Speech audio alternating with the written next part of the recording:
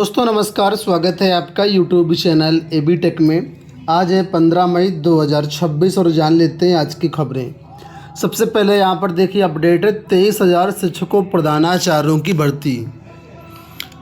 प्रदेश के शासकीय सहायता प्राप्त एडेड माध्यमिक विद्यालयों में नए सत्र में 23,213 पदों पर शिक्षकों व प्रधानाचार्यों की भर्ती होगी। माध्यमिक शिक्षा विभाग ने इसके लिए उत्तर प्रदेश शिक्षा सेवा चयन आयोग को सीधी भर्ती के खाली पदों पर अधियाचन भेजा है।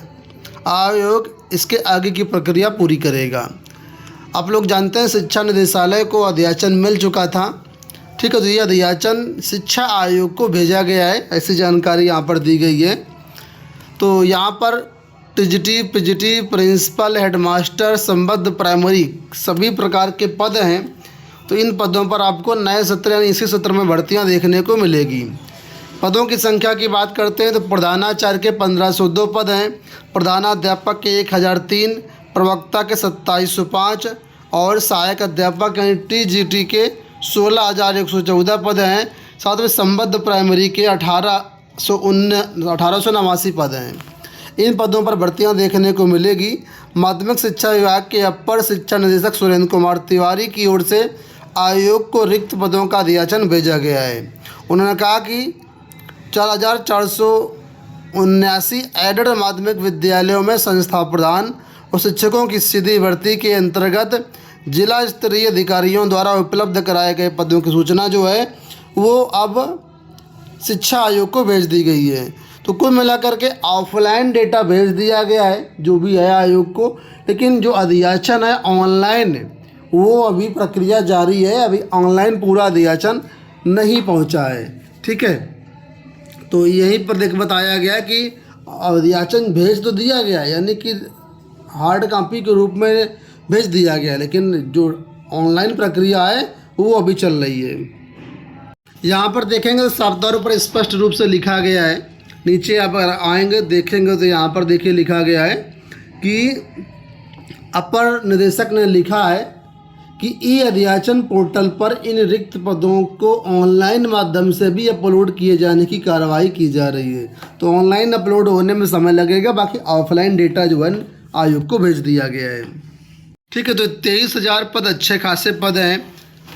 पदों का विवरण भी मैंने आपको बता दिया। तो आप लोग अपनी तैयारी जारी रखिए, टेट सीटेट क्वालिफाई करके रखिए और आने वाले समय में आपको इन पदों पर भर्तियां देखने को मिलेंगी। प्राइमरी शिक्षकों के लिए जो प्राइमरी की तैयारी करें उनके लिए भी यहाँ पर अपडेट देखिए कि बेसिक शिक्षा विभाग में भी चल रही है तैयारी। बेसिक में काफ़ी लंबे समय से भर्तियां नहीं हुई हैं, तो यहाँ ही बताया गया है कि माध्यमिक के साथ ही बेसिक शिक्षा विभाग में भी जो युवाओं की मांग है उसके आधार पर तैयारी चल रही है और आने वाले समय में भी विभाग में इसके लिए भर्ती प्रक्रिया शुरू हो सकती है। यहाँ देखिए एक अपडेट है एलटी ग्रेड को लेकर के कि महिला की बजाय पुरुष भरने की भूल करने पर परीक्षा में बैठने की अनुमति। इलाहाबाद हाईकोर्ट ने ऑनलाइन आवेदन में मानवीय भूल पर एक महिला अभ्यर्थी को 16 मई को होने वाली राजकीय स्कूलों में सहायक अध्यापक भर्ती परीक्षा में बैठने देने का निर्देश दिया है। कोर्ट ने कहा कि यदि मानवीय भूल जिससे उसे अनुचित लाभ नहीं मिलने वाले के आधार पर परीक्षा में बैठने नहीं दिया गया तो अपूरणीय क्षति होगी। यह आदेश न्यायमूर्ति मंजू रानी चौहान ने शिवांगी उपाध्याय की याचिका पर सुनवाई करते हुए दिया है। उन्होंने फार्म में जो है महिला अभ्यर्थी थी लेकिन पुरुष भर दिया था, तो हाईकोर्ट ने बैठने की अनुमति दे दी है। सुप्रीम कोर्ट के सख्त रुख से 1,86,000 शिक्षकों की बड़ी चिंता।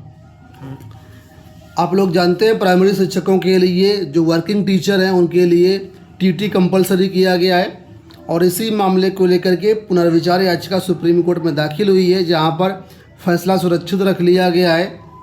हालांकि सुनवाई के दौरान कोर्ट ने सख्त रुख से शिक्षकों को राहत देने की जो उम्मीद है वो बहुत कम नज़र आ रही है। कोर्ट ने सख्त टिप्पणी की कि ये जो टीटी लागू किया जा रहा है ये बच्चों के पर्पज़ से लागू किया जाए कि क्वालिटी एजुकेशन बच्चों को मिल पाए, चाहे वो टीटी लागू होने से पहले नियुक्त शिक्षक हों या टीटी के बाद हों।